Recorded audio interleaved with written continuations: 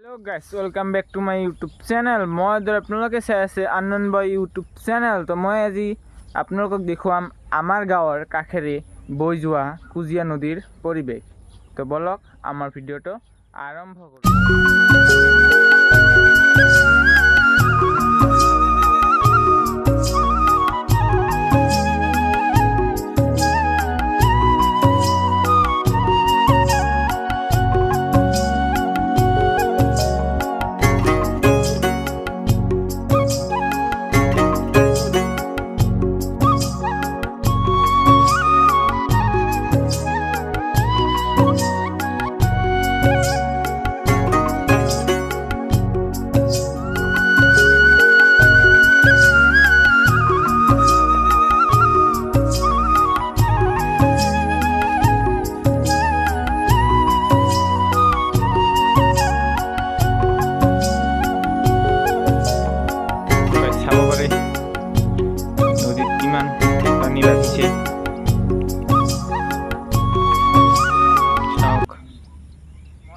এইবাৰ আপোনালোকক দেখুৱাম যে নদীৰ আন এটা ফালে কিমান পানীৰ সোঁত। তো আপোনালোকে চাব, মোৰ পিছফালে হ'ব নদীৰ ভিউ। চাওক,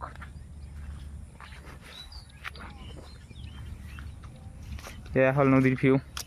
আৰু ইয়াত আপোনালোকে চাব পাৰে পানীৰ সোঁত কিমান বেছি। এইফালে মোৰ হাতৰ এইফালে আছে মেইন নৈটো, আৰু এইফালে হ'ল নদীৰ পাৰ। সবৰে কিমান দূৰলৈকে আহিছে পানী,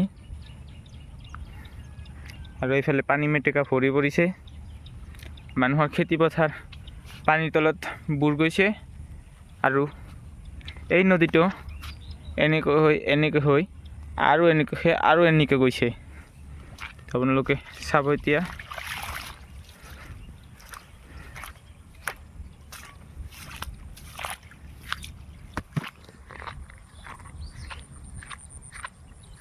চাওক, পানী মানুহৰ খেতি পথাৰ লেভেল হৈ গৈছে, আৰু এইপিনেৰে পানী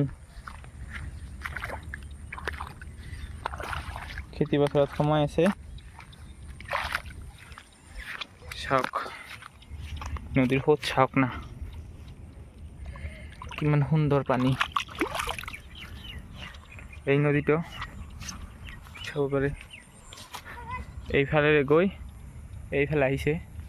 আৰু আজিৰ দিনটো যদি এনেকৈ পানী বাঢ়ি গৈ থাকে, তেনেহ'লে অহাকালি এই সম্পূৰ্ণ খেতিপথাৰখন পানীৰ তলত বুৰ যাব।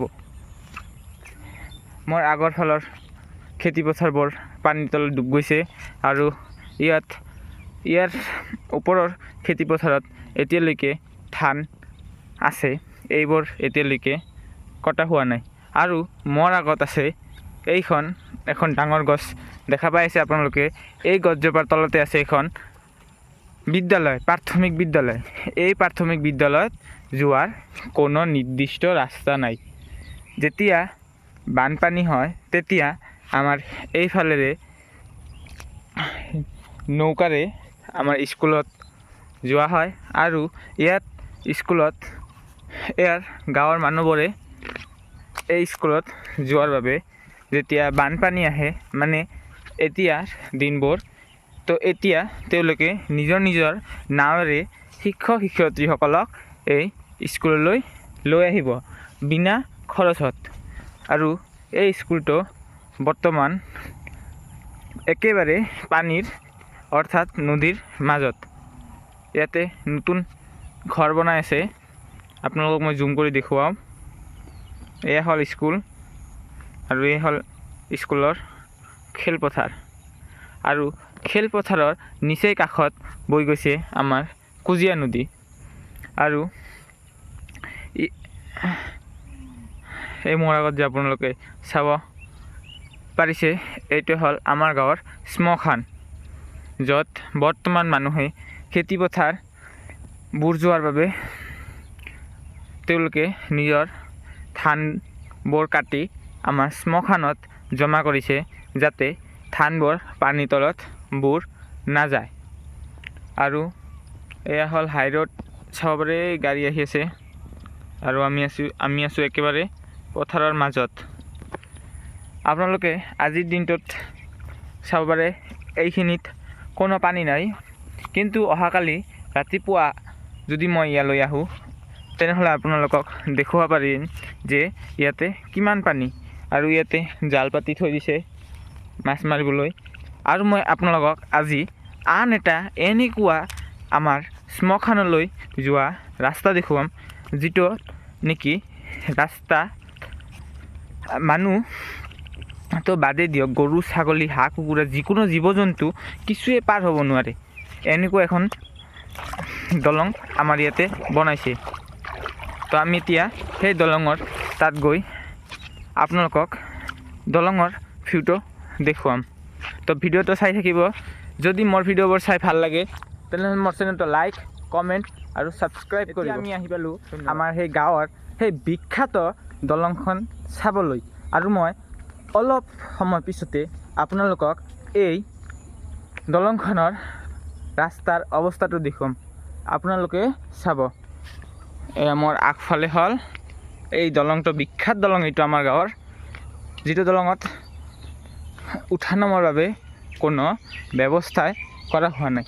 আৰু এইটো আমাৰ চলন্তপাৰাত অৱস্থিত দৰ্শা বিল, যিটো নেকি কামৰঙা কনৰা দলনি বিলৰ দৰে এখন ডাঙৰ বিল। আৰু এয়া খেতি পথাৰৰ দৃশ্য। আৰু আমি আহি পালোঁ এই দলংখনলৈ।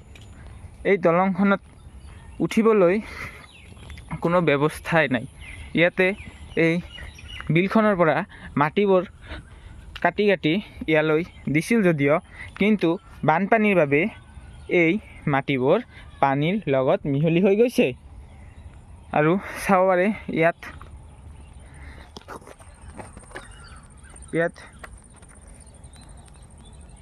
মই আধা ইয়াৰ তলত, আৰু ব্ৰিজটো বা দলংটো এইটো হ'ল ওপৰত।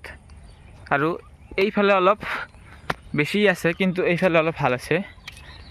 মানে যদিও এইফালে ইমান মাটি তললৈ খহি পৰা নাই, কিন্তু ৰাতিপুৱা মই আহি দেখিছিলোঁ যে এইটো অলপ আছিল, কিন্তু এতিয়া আপোনালোকে চাব পাৰে ফাট মেলিছে, এইটোৱে পৰি যাব। কিন্তু ইয়াত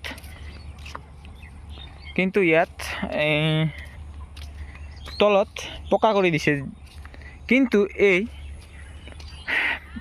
পকা কৰি দিও কোনো লাভ হোৱা নাই, কাৰণ পকাবোৰ হ'ল বহুত তলত। আপোনালোকে চাব পাৰে পানীৰ তলত বুৰ গৈছে।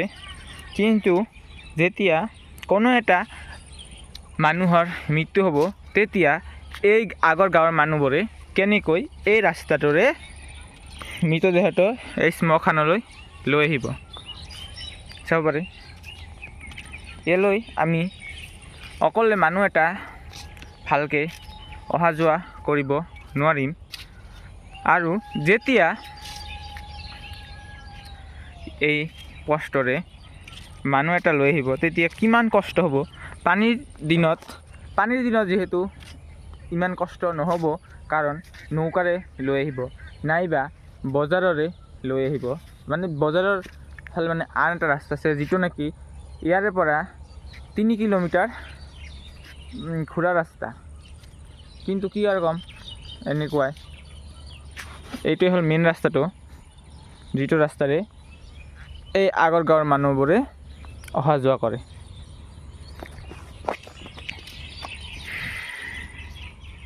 আপোনালোকে এই ৰাস্তাটোৰে আহিবনে মোক কমেণ্টত জনাব। ভিডিঅ'টো ইমানলৈকে, আপোনালোকক লগ পাম অন্য এটা ভিডিঅ'ত।